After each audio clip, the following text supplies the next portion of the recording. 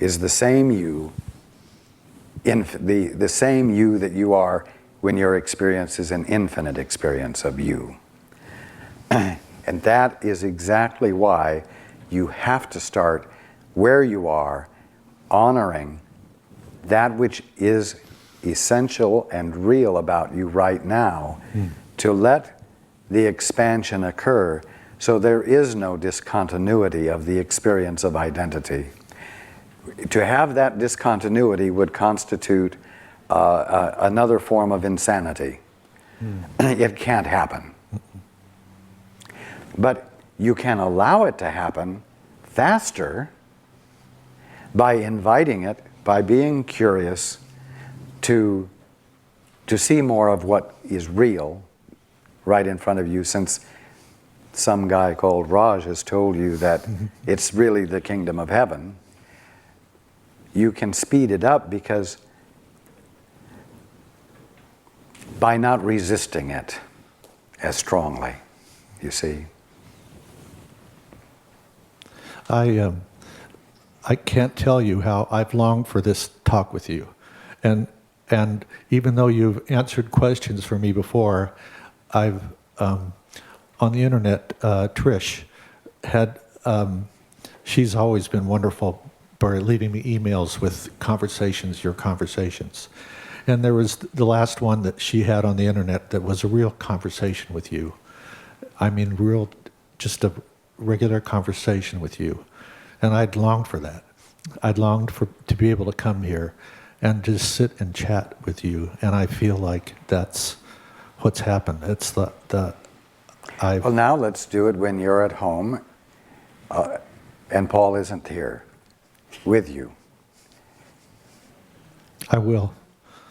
Good. Thank you so much. You are welcome.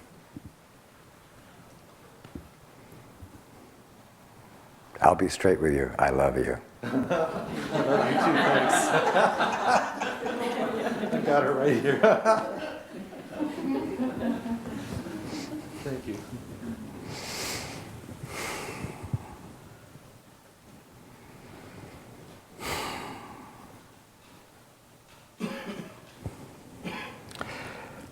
It's so easy to apply some kind of label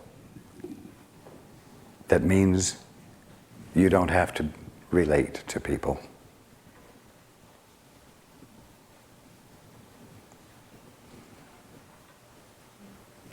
And it's so easy to apply a label to yourself so that you don't have to love yourself. And it's all got to go. When I was sharing with Hamilton, I was telling him that all of a sudden I realized that, I've got this name tag on, and that there was some time ago I realized that Charles really doesn't exist anymore. The name, the persona, that I am a being that's beyond Charles.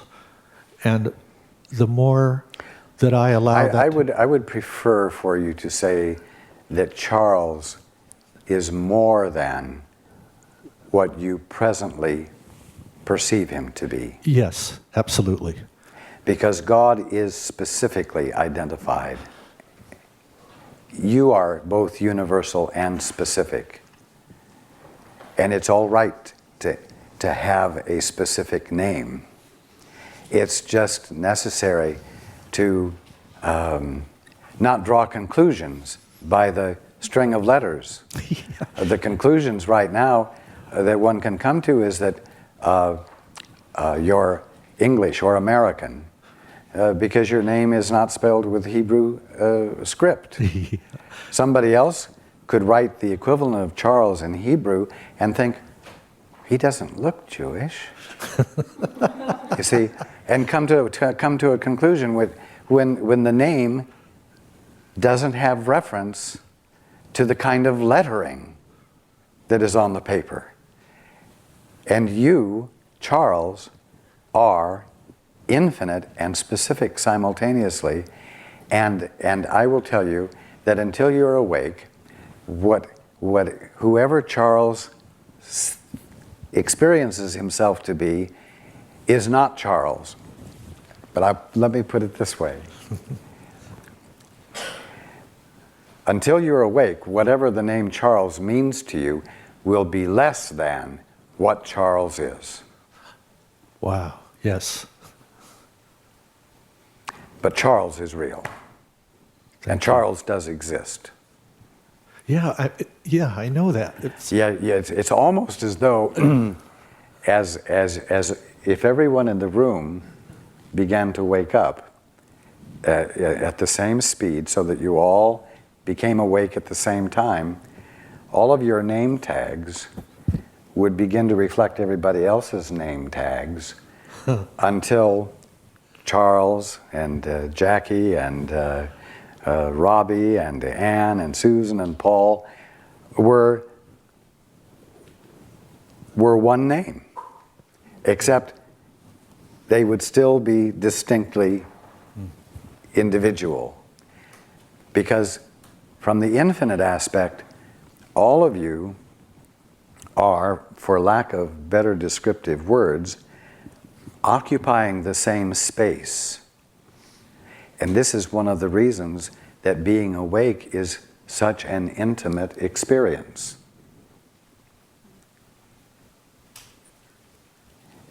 Language doesn't allow me to express it better than that. But you are all one, and yet you are all distinctly individualized expressions of God. And so your connection with everyone else is infinitely total, always. And yet, you're you. And the experience of being universal and specific is not confusing in any way. That's when I was sharing about this feeling of I am or being, it was the more I experience it, the more I feel like I'm being hugged. Exactly. Or being enveloped in love. Yes. And I know it's me. I know it's me, and I know I'm being enveloped with love. Yes. And yet I know it's a personal thing. It's like I can close my eyes and I can see this bubble, I guess you want to call it. And it's a golden bubble. And yet I know that I'm connected. I see all these golden bubbles around me. And, I know I'm connected. Yes. You're on the move. You're falling through the bottom of the barrel. It's like a. The bottom of the barrel is really a funnel. Yeah, it's like Chernobyl. You're going through the bottom. The center is melting down. I feel that. I feel the depth. Yes, and the depth will get bigger and bigger, and it will be you that is bigger and bigger.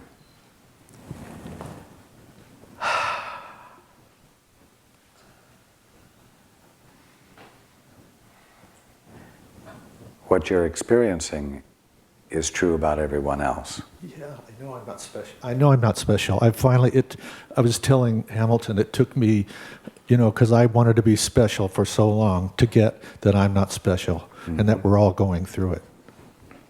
Yeah, of course, everybody's working to have a better and better costume, a better and better facade. Yeah. Mm-hmm. Yes, yes. And yet the best is what's underneath and all covered up. Yeah.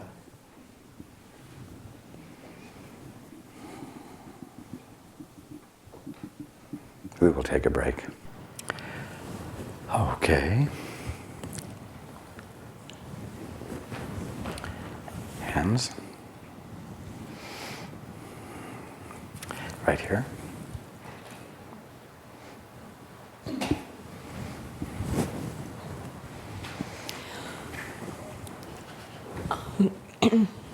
I don't know if this is something you would want to answer, but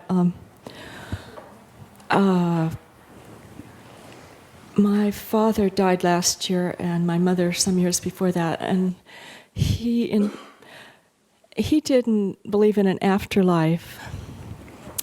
And also, I wasn't there when he died, and I was just wondering if they're both doing okay, and he in particular.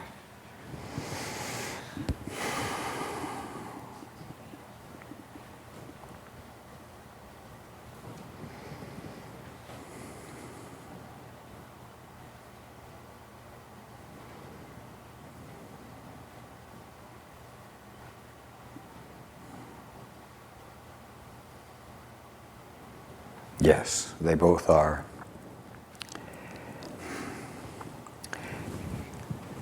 He was surprised, but accepted it almost immediately. In other words, he didn't quibble about it once he discovered that he still was.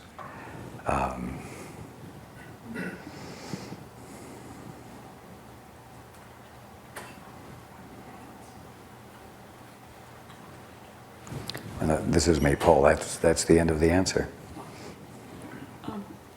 Thank you. Also, I have a different question about books. I know about a few books that you have written or been involved with. The course and the, I guess, Science and Health and New Teachings, and then a couple of, or a few of Paul's books. Are there any others that you've been involved with or would recommend? No, there are not.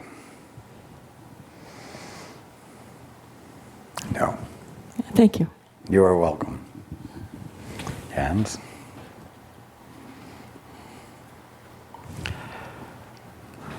In the back.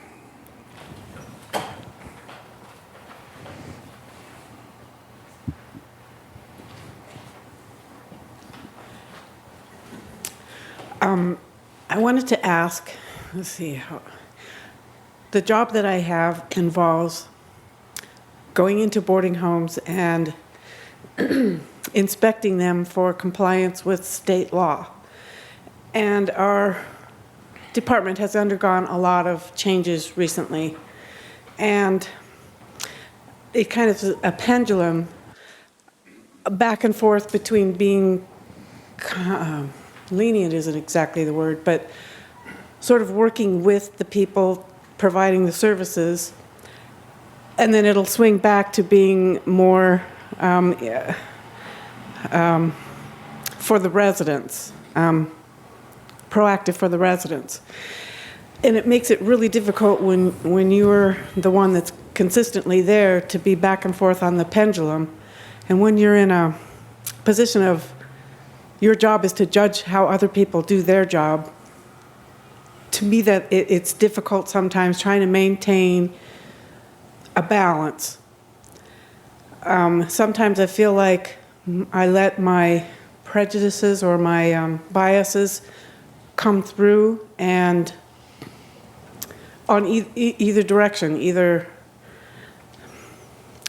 come down harder on them or come down lighter on them. And I'm trying... Meaning the nursing homes. Yeah, yes. So what I want to know is, am I being balanced and fair? It is a good way of putting it. And the answer is yes. I'm not like too lenient sometimes or too... There's so many different opinions around me. It's, I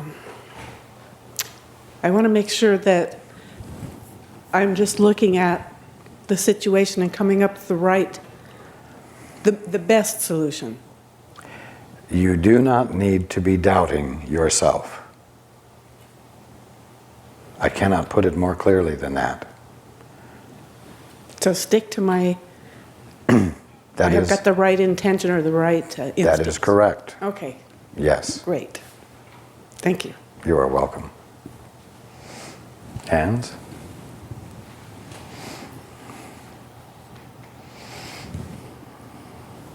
Right here.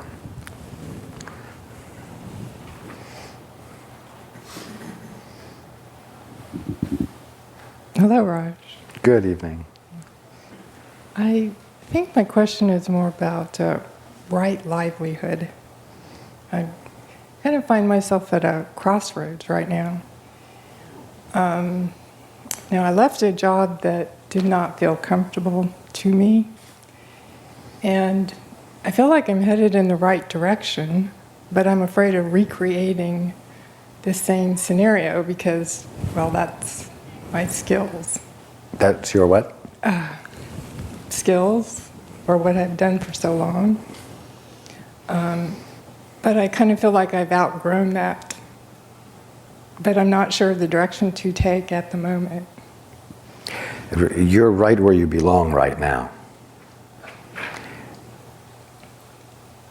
And change is not in the immediate future. I encourage you to let your weight be fully present where you are.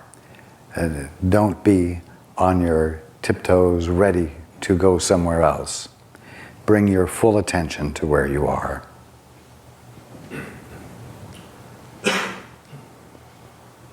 There is a reason for your being there. You do have something to bring.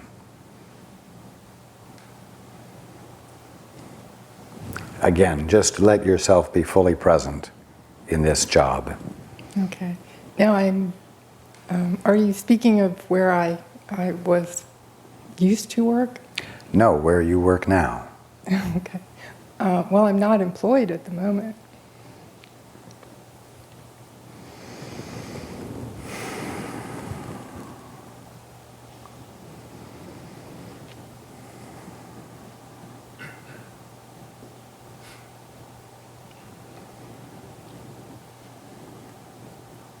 Just a moment.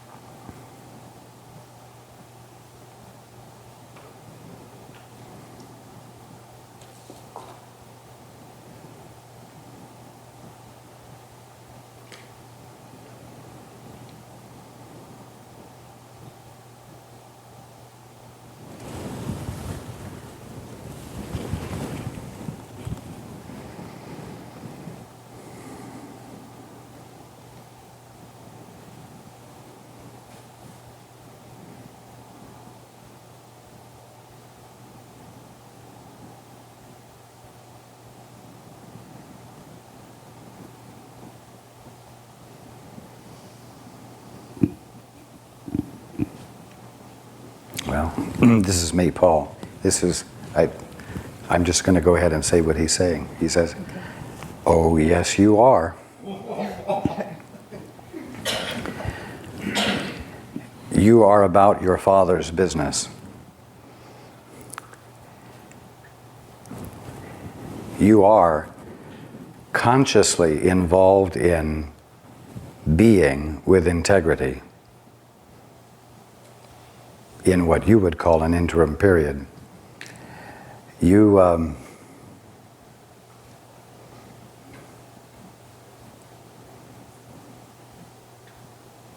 just a moment.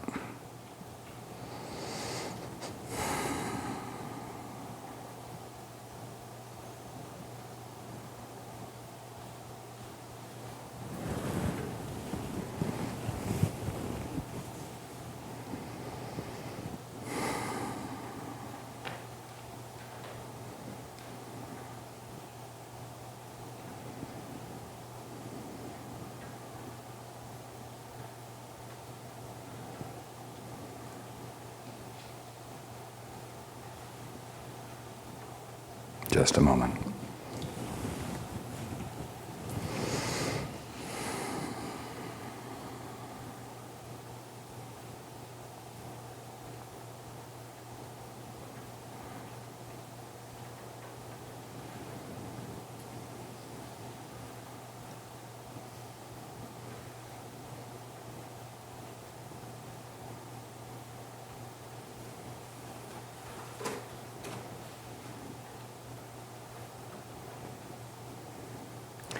You are consciously being with integrity in this interim period,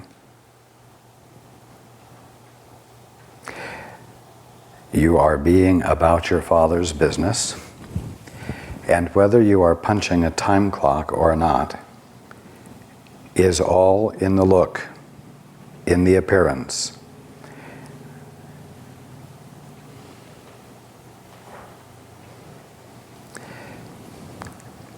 Another way I can put it is that you are consciously being on the beam right now. You are not sloughing off, you are not laying back and becoming unconscious as you might if you were on a vacation.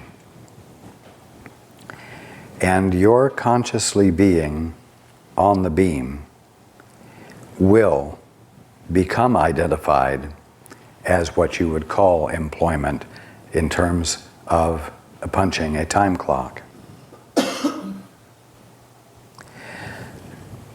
It is my intent to confirm to you that you are on the beam right now.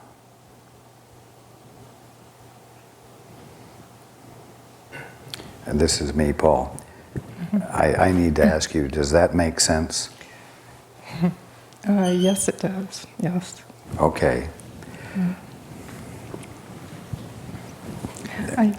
Okay, that's the end of the answer. Okay, it had kind of a second half of that question. Okay. Now, I look at Paul and Susan, and I think the service is wonderful. I mean, I can see the benefits, but I also know how much they have to struggle to keep this going. And it seems like the more you reach towards a joyful occupation, or that something that is more who your, I don't know, soul is, the more financial struggle seems to go with that. It seems like there should be a balance, or it shouldn't always be one or the other. And the more energy I put into survival mode kind of employment, it's exhausting. And then you say, oh, I don't have time to be creative, or I don't have time to do this. And it's, for me, it's been a constant conflict. Well, first of all, let me put it this way. It's only a struggle if you're trying to do something you can't do. If you're not trying to do what you can't do, there's no struggle. Don't have too much pity on Paul and Sue, because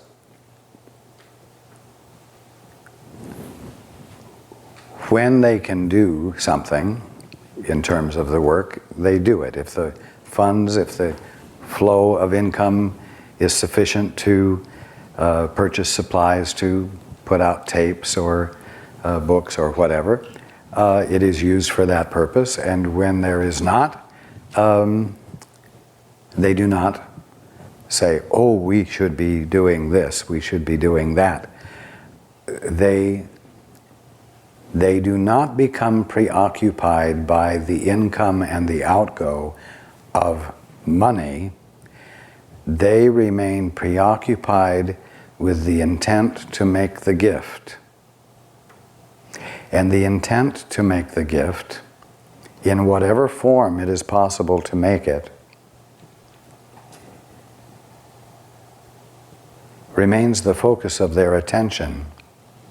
And the income or outgo of funds does not become a distraction from that fundamental intent to extend.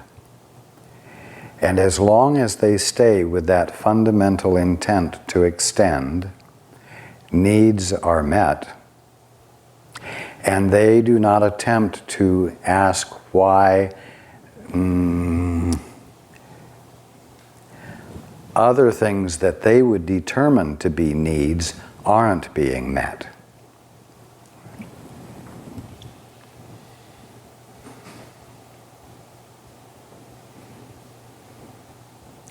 And as a result, they do not suffer mentally Okay. in the process. It remains clear to them what the work is. Right. So kind of the trick is to stay focused on the gift. The gift. Indeed. Okay. Yes.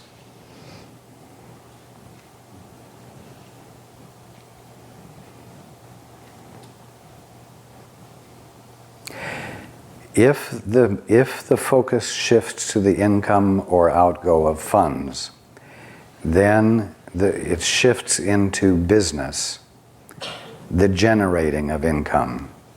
It shifts into the management of money.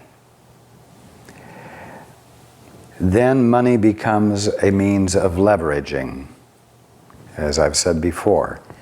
This for that. This book for $5. Or another aspect of it is that the materials can't be provided with a statement that you are welcome to copy and share this with friends. Right. Because not being able to share it with friends is required when the selling of the item is the way you leverage your security, you see?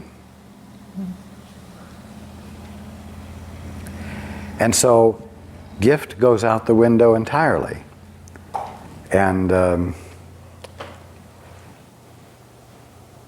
if that's lost, then the substance of what Paul and Sue are engaged in will be lost as well.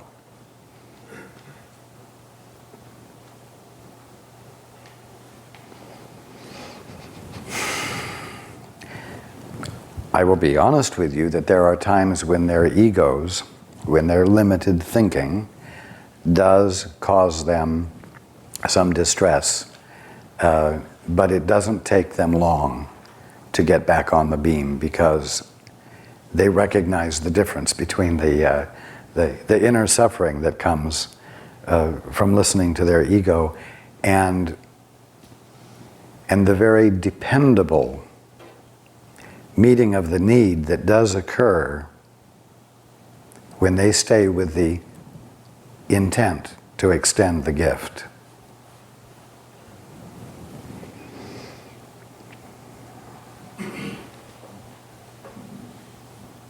Does that Yeah. answer your question? Yeah, I know for myself, my ego is always ready to step in there and you know, cause a lot of conflict with that. Or Yes. so. But no, I'll remember those words. I think that will help. Good. All right. Thank you very much. You're welcome. Hands. I will get to you. Right here.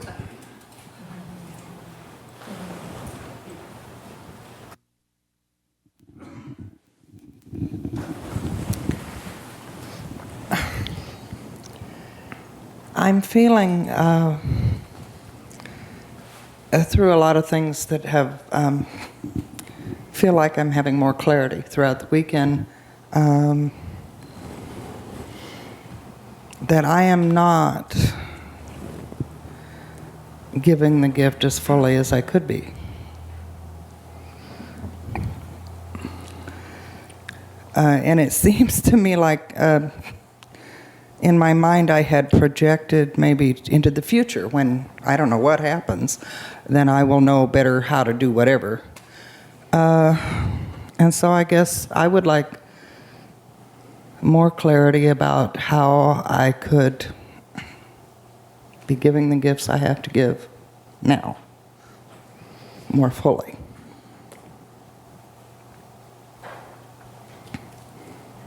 I will tell you that there's no way for you to go home from this gathering without spontaneously giving more than you have been giving.